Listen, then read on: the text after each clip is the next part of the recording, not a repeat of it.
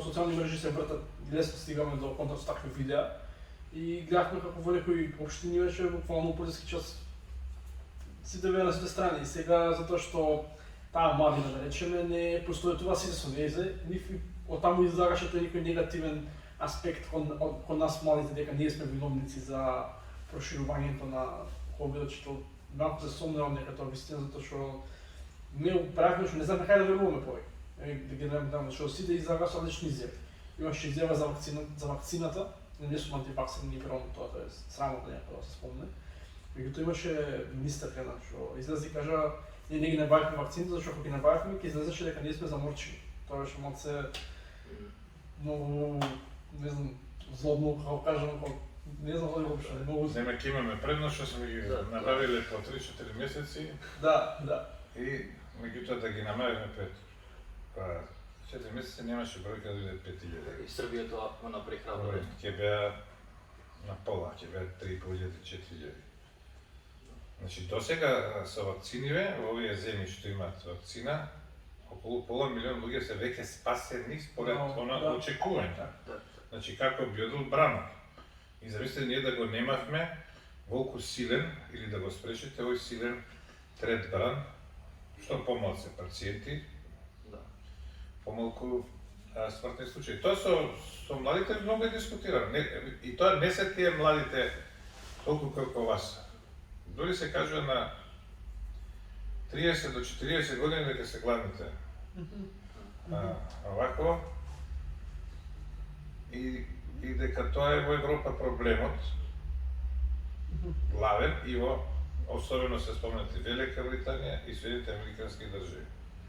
Па и некои земји европски, а не се скандинавските. Зашто кај скандинавските по 18 години ги удрат коцата или сам ќе си оди и нема да се гледам сторите, па ја и така не се гледам.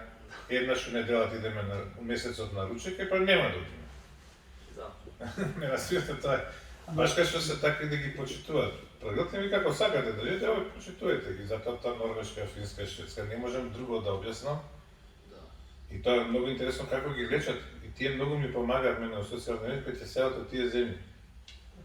Значи кој е болен, вика седи дома и обично се сами они дома или се фамилија, но. И секогаш доаѓаат да ги посетат.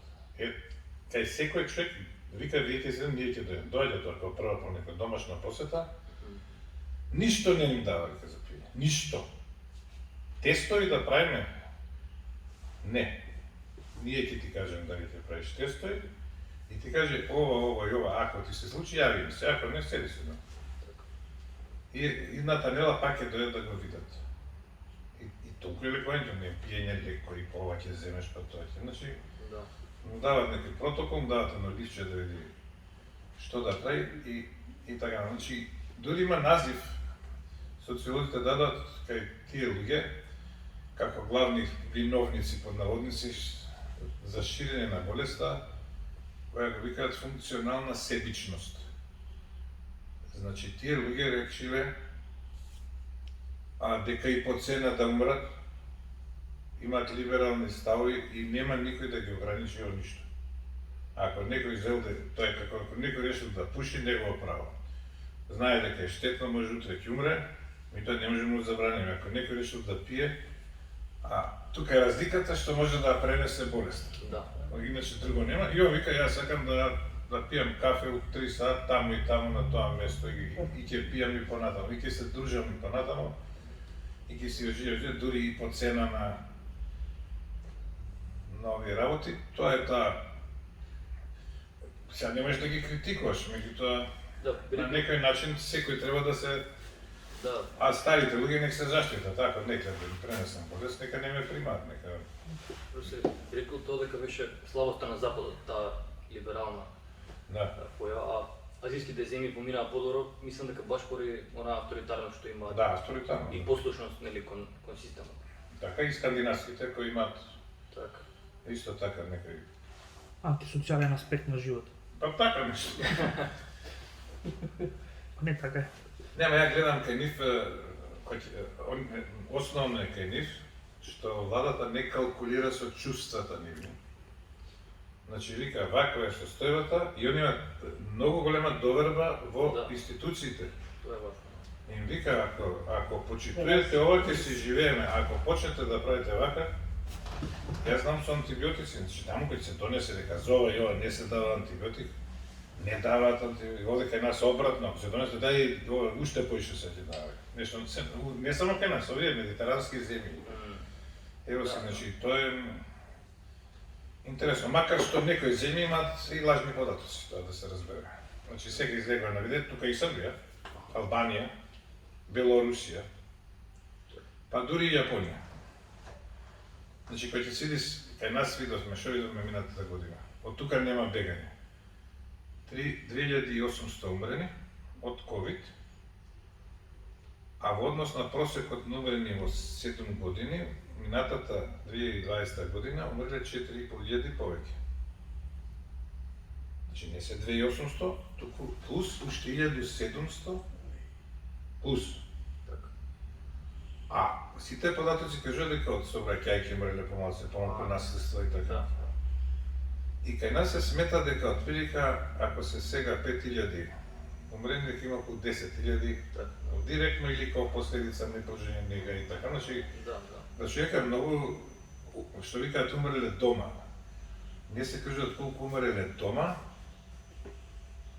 без да бидат тестирани, без да бидат проверени. Значи, другите го чуваат дома, не го пријавуваат. А да не знам, негде на државно ниво тоа го прават како политика, кој што е Белорусија, веројатно и Албанија.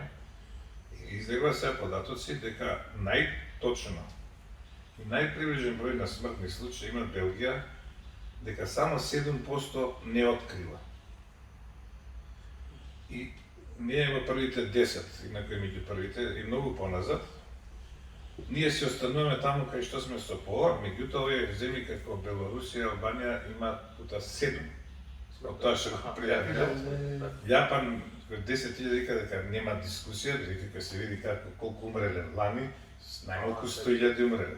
100.000 не се ништо за Јапан, меѓутоа 10.000 се нереална бројка. Така да тука исто така со бројките и со оваа смртност е прашање колку е точно и колку е, а да не зборам за Индија кај што таму. Овие што се пријават умрени се можеби 5% од вистинскиот број. Така, изгубија контрола сосема. Да, мислам, таму умираат по куќи, па и кај нас се случува.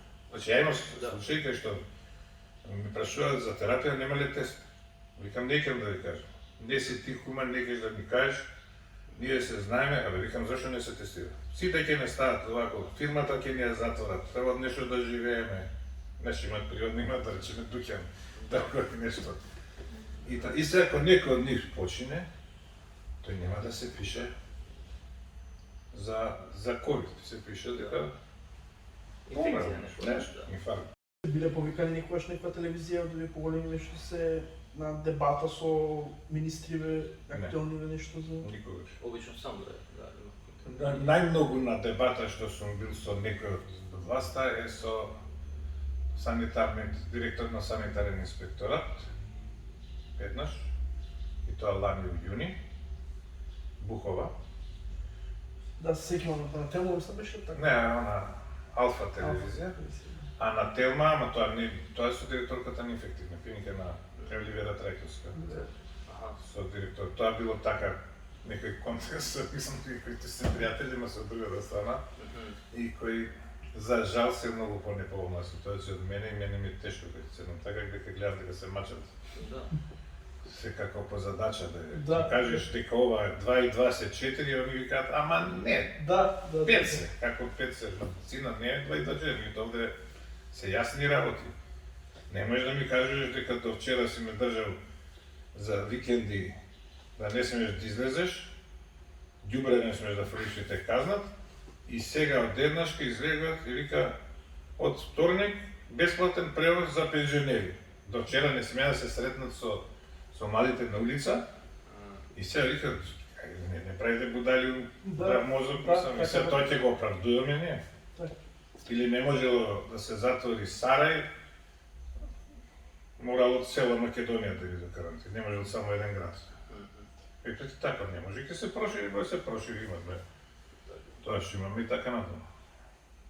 Така да тешко е кај нив да терат и затоа јас не сум у тој сектор и не би останал долго. Добро, вие сте Или би се трнали или би ме трнали.